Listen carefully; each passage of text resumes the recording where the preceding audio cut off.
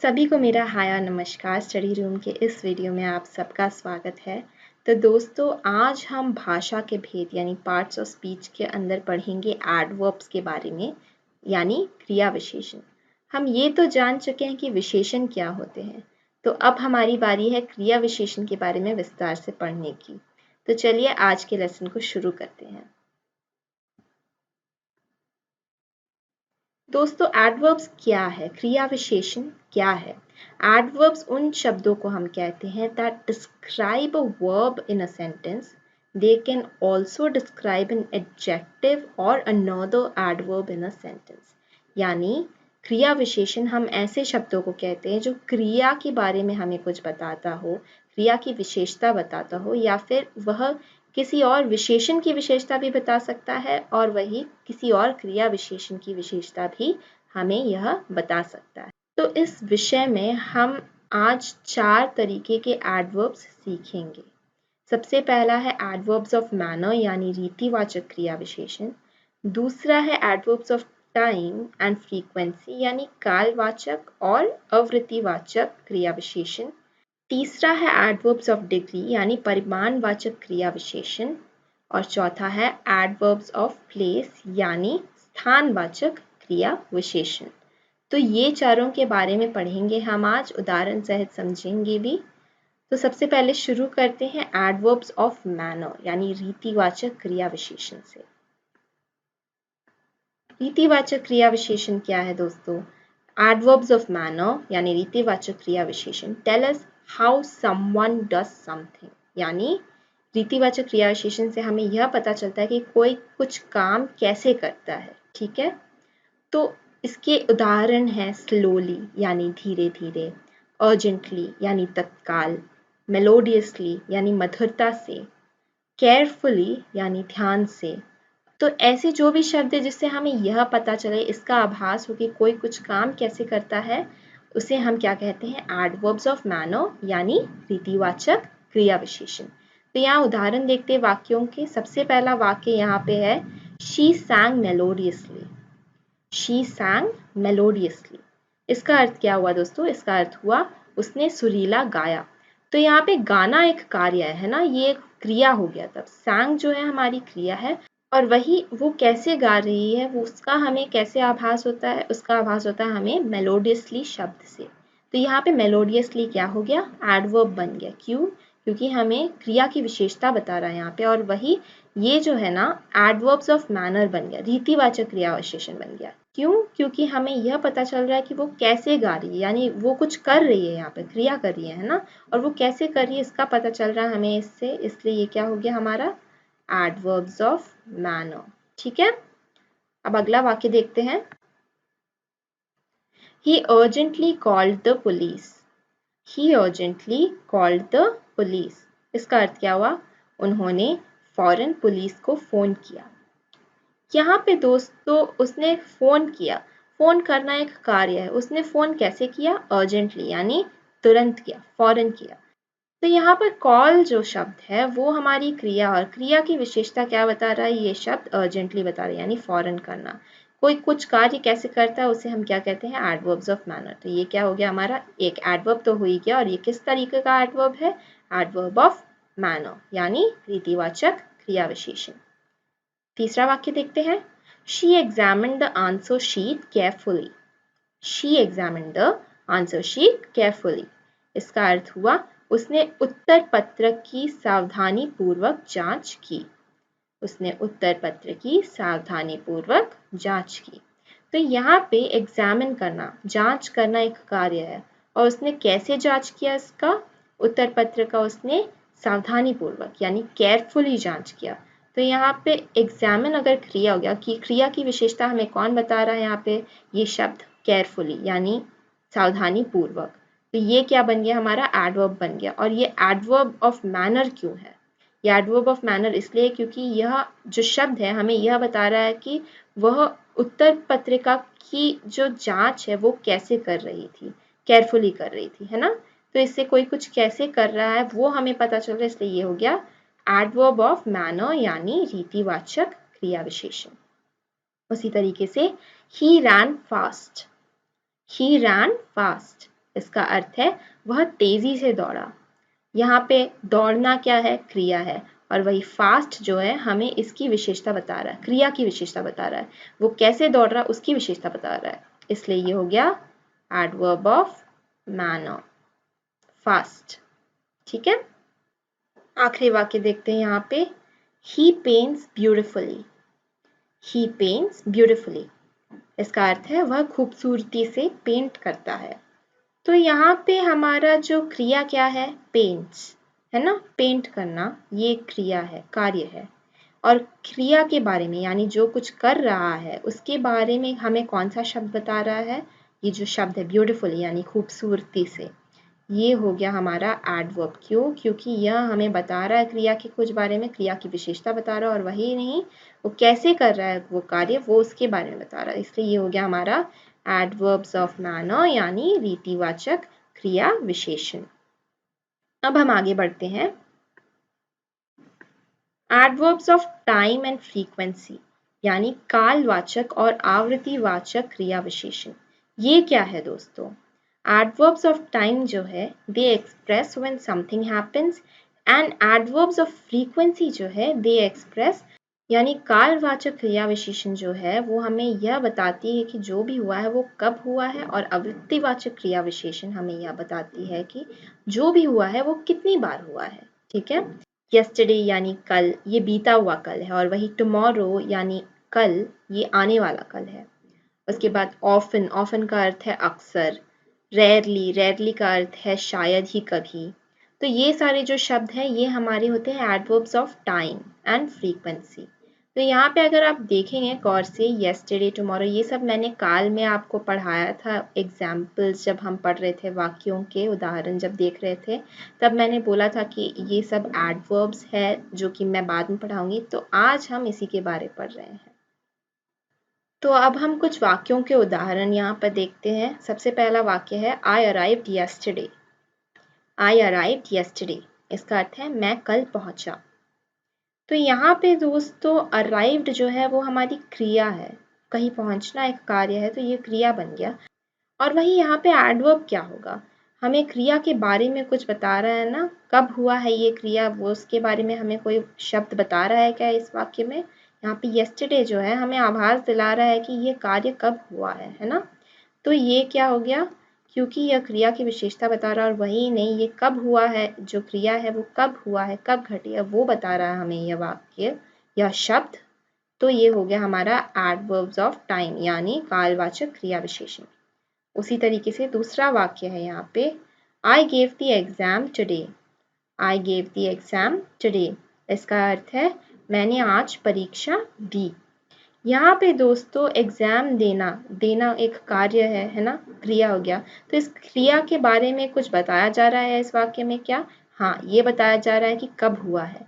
यहाँ पे कौन सा शब्द बता रहा है वो, टुडे। टुडे का अर्थ है आज, तो ये क्या हो गया हमारा एडवर्ब ऑफ टाइम यानी कालवाचक क्रिया विशेषण। उसी तरीके से my aunt visits frequently. My aunt visits frequently, इसका अर्थ है मेरी चाची अक्सर आती है। मेरी चाची अक्सर आती है। तो यहाँ पे जो है क्रिया है विजिट, मतलब कहीं आना है ना।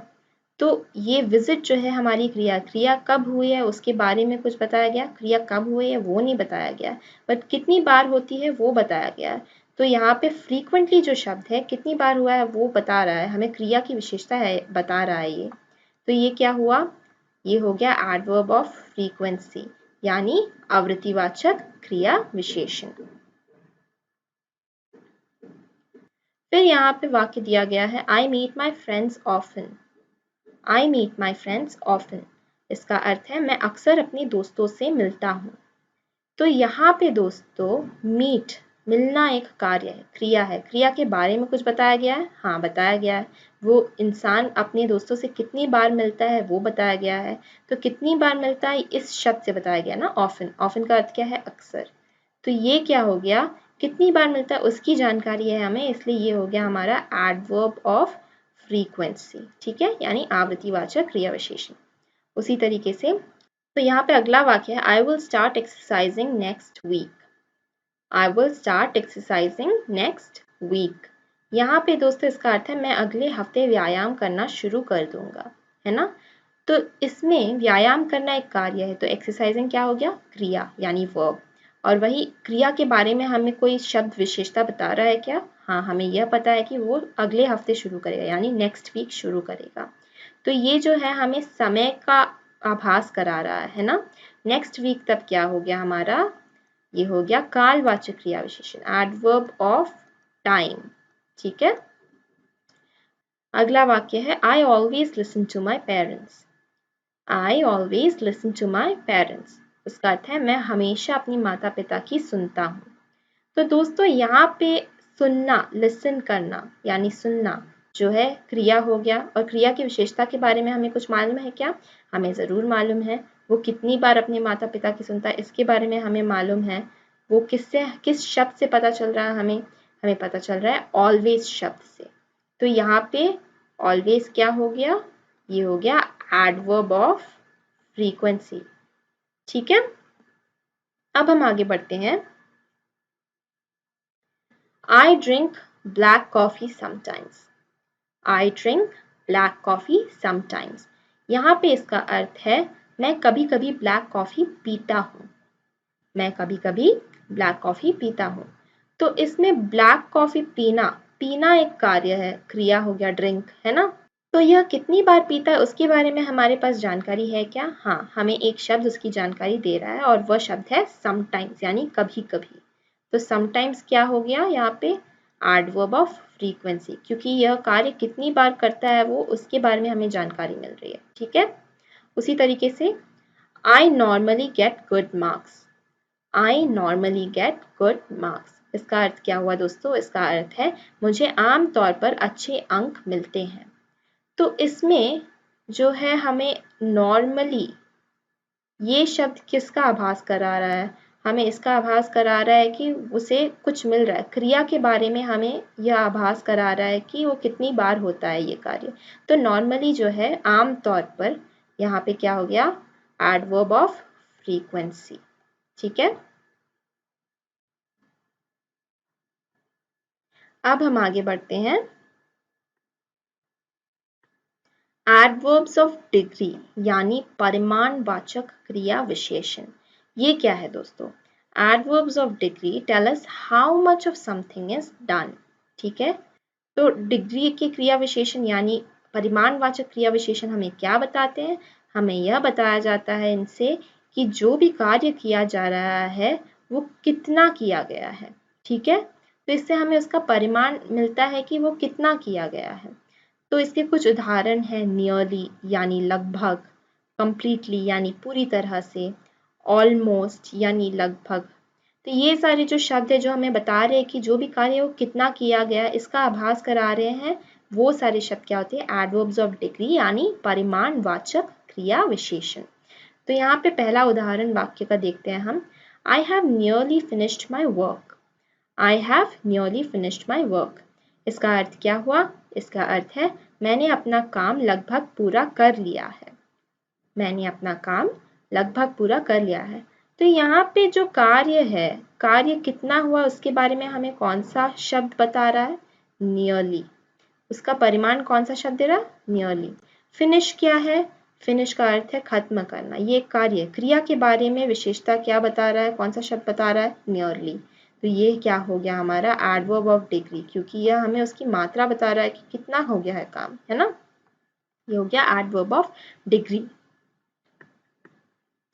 उसी तरीके से you should finish your food completely. You should finish your food completely, इसका अर्थ क्या हुआ दोस्तों, इसका अर्थ है आपको अपना खाना पूरी तरह से खत्म करना चाहिए।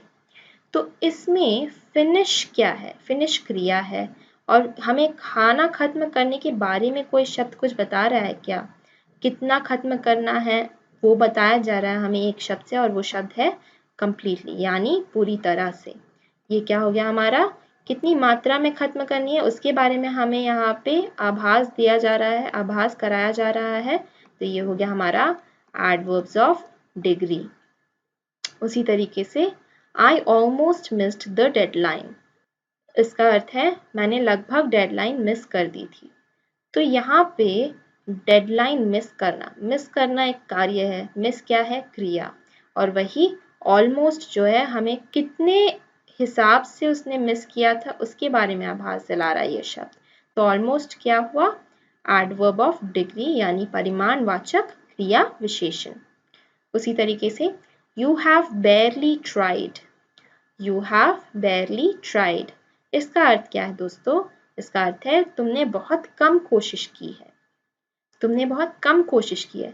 तो हमें कौन सा शब्द यहाँ पे आभास करा रहा है कि कितनी कोशिश की गई है, हमें बेयरली शब्द जो है वो यह आभास करा रहा है कि कितनी कोशिश की गई है, कितने मात्रा में कोशिश की गई है। ठीक है, तो यहाँ पे कोशिश करना क्रिया है और क्रिया की विशेषता कौन बता रहा है, बेयरली।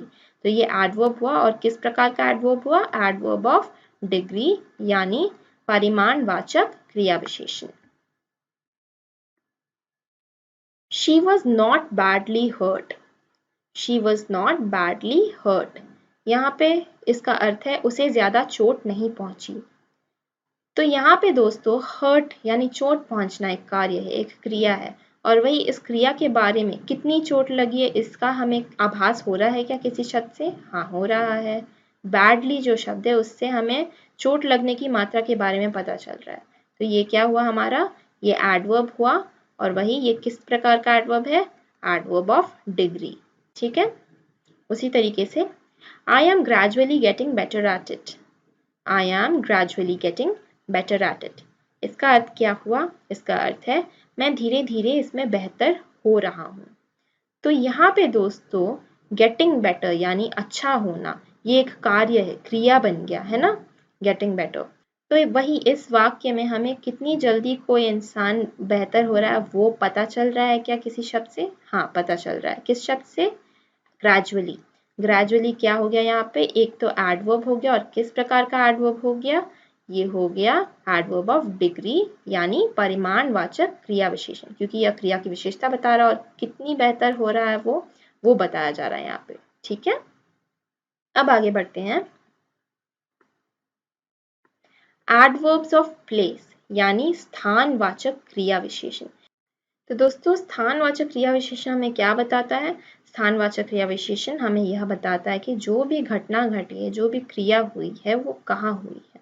तो इसके उदाहरण यहाँ पे दिए गए हैं, एनीवेयर यानी कहीं भी, एवरीवेयर हर जगह, फिर है इनसाइड, इनसाइड का अर्थ है अंदर। तो अब देखते हैं उदाहरण और अच्छे से समझते हैं एडवर्ब्स ऑफ प्लेस के बारे में यानी स्थानवाचक क्रिया विशेषण के बारे में।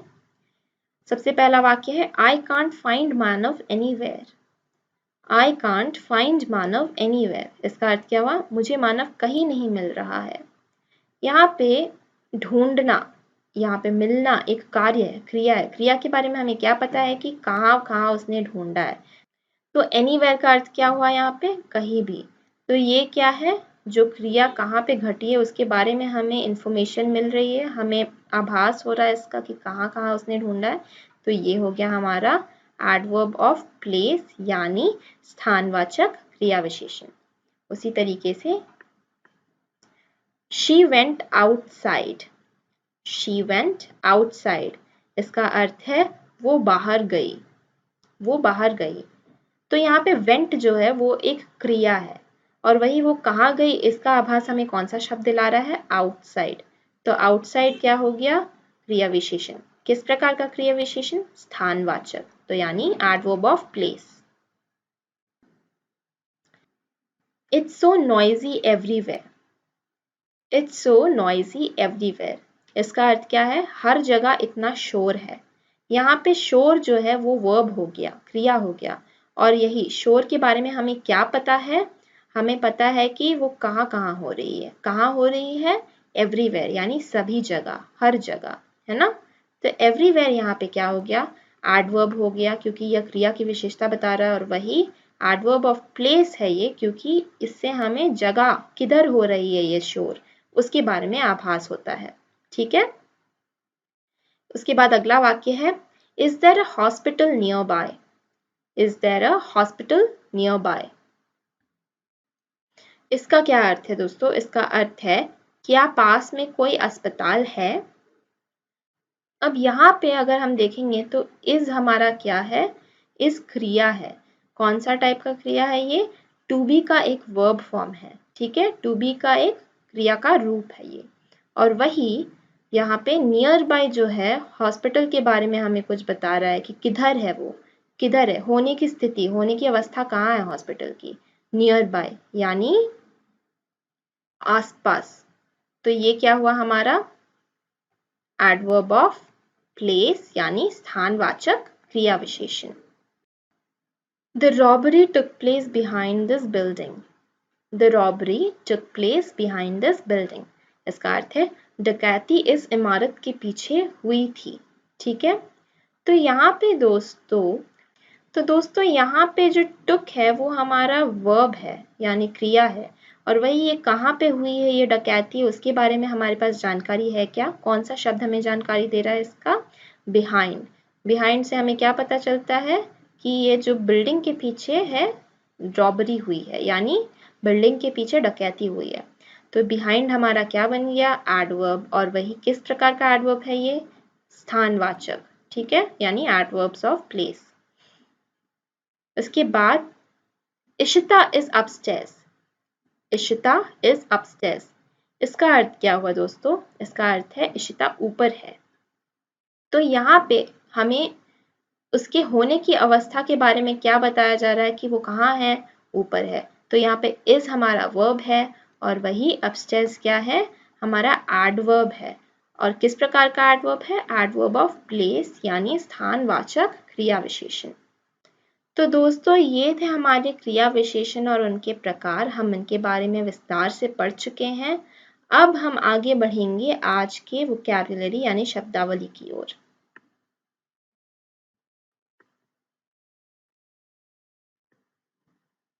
आज का हमारा सबसे पहला शब्द है अडोरेबल। अडोरेबल, ADORABLE,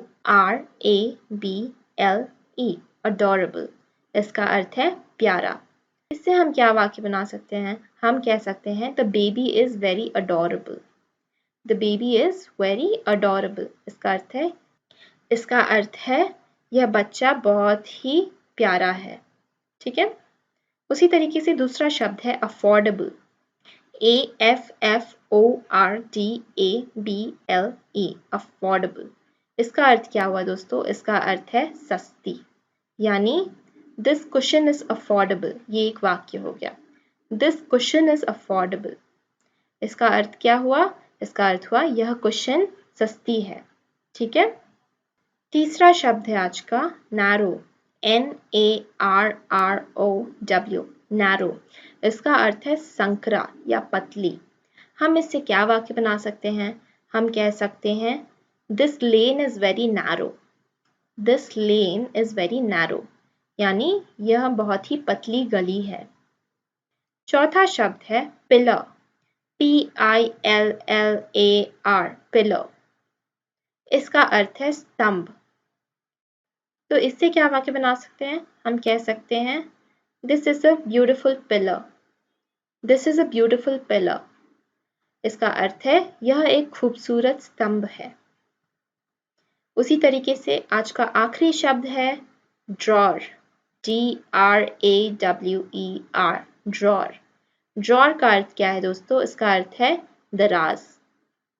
तो इससे हम क्या वाक्य बना सकते हैं? हम कह सकते हैं the notebook is inside my drawer. The notebook is inside my drawer. इसका अर्थ है कॉपी मेरे ड्रॉर के अंदर है, यानी कॉपी मेरे दराज के अंदर है। तो ये हो गए दोस्तों हमारे आज के 5 नए शब्द। अब हम बढ़ेंगे आज के 5 नए वाक्यों की ओर। सबसे पहला वाक्य है What time does the match start? What time does the match start? इसका अर्थ है मैच कितने बजे शुरू होता है। मैच कितने बजे शुरू होता है। वैसे ही दूसरा वाक्य है Why are you so happy today? Why are you so happy today? इसका अर्थ क्या हुआ? इसका अर्थ है आज तुम इतने खुश क्यों हो। तीसरा वाक्य है Keep it up. Keep it up. इसका अर्थ है इसे जारी रखो। इसे जारी रखो।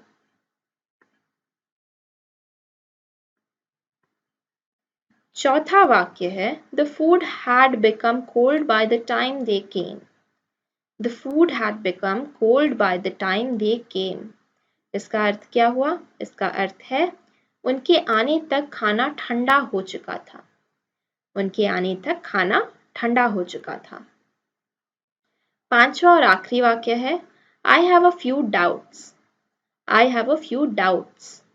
इसका अर्थ क्या हुआ? इसका अर्थ है मुझे कुछ संदेह है। मुझे कुछ संदेह है। तो दोस्तों ये थे हमारे आज के 5 नए वाक्य। अब हम आगे बढ़ेंगे आज के अभ्यास की ओर। तो यहाँ पे दिया गया है हमारा अभ्यास, क्रिया विशेषण और उस क्रिया को पहचाने जिसका वर्णन किया जा रहा है। ठीक है, तो यहाँ पे हमें सबसे पहले क्रिया ढूंढनी है और उसके बाद क्रिया विशेषण भी ढूंढनी है और यह बताना है कि कौन है क्रिया और कौन है क्रिया विशेषण।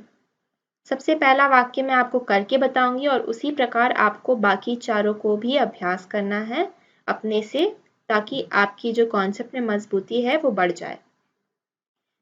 I went to the office today। ये है हमारा पहला वाक्य।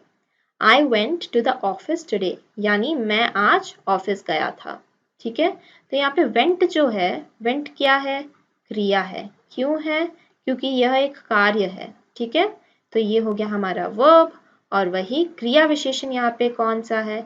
यहाँ पे हमें क्रिया की विशेषता कोई शब्द बता रहा है क्या? हाँ, हमें यह बताया जा रहा है कि वह कब गया। यहाँ पे टुडे जो है ये हमारा क्रिया विशेषण हो गया। ठीक है, तो ये हो गया एडवर्ब। और वही क्या हम यह बता सकते हैं कि यह कौन से प्रकार का एडवर्ब है? जरूर बता सकते हैं। ये हमें समय का आभास करा रहा है, इसलिए ये क्या हुआ? ये हो गया एडवर्ब ऑफ टाइम। ठीक है, इसी तरीके से बाकी चारों वाक्यों में भी आपको वर्ब ढूंढना है और एडवर्ब ढूंढना है। ठीक है, यानी क्रिया और क्रिया विशेषण को आपको ढूंढना है और आपको उसे रेखांकित करना होगा। तो मैं वाक्यों को पढ़ के बताती हूँ, खुद जरूर करिएगा दोस्तों, ये आपको बहुत मदद करेगा। I drink 8 glasses of water every day। I drink 8 glasses of water every day। इसका अर्थ है मैं हर रोज 8 ग्लास पानी पीता हूँ। वही तीसरा वाक्य है She finished the work quickly। She finished the work quickly। इसका अर्थ है उसने कार्य तुरंत खत्म कर दिया। उसने कार्य तुरंत खत्म कर दिया।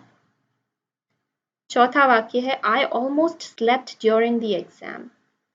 I almost slept during the exam। इसका अर्थ है मैं लगभग एग्जाम के वक्त सो गया था। मैं लगभग एग्जाम के वक्त सो गया था। और वही हमारा आखिरी वाक्य है यहाँ पे She spoke loudly। She spoke loudly यानी उसने जोर से बोला। उसने जोर से बोला। तो ये हो गए हमारे 5 वाक्य। पहला वाला मैंने करके बताया, बाकी 4 प्लीज दोस्तों जरूर करिएगा, आपको बहुत मदद करेगा ये। तो इसी के साथ हम आ गए हैं इस विषय के अंत में। हम क्रिया विशेषण के बारे में जान चुके हैं, क्रिया विशेषण के कितने प्रकार होते हैं उनके बारे में हमने जाना है। तो दोस्तों इसी के साथ हम इस विषय के अंत में आ गए हैं। हमने आज क्रिया विशेषण के बारे में सीखा। हम ये जाने कि क्रिया विशेषण क्या होती हैं, उनके कितने प्रकार होते हैं और उदाहरण सहित हमने उसे समझा भी विस्तार से। अब हम अगले वीडियो में मिलेंगे और हम पढ़ेंगे उसमें कंजंक्शंस के बारे में यानी संयोजक।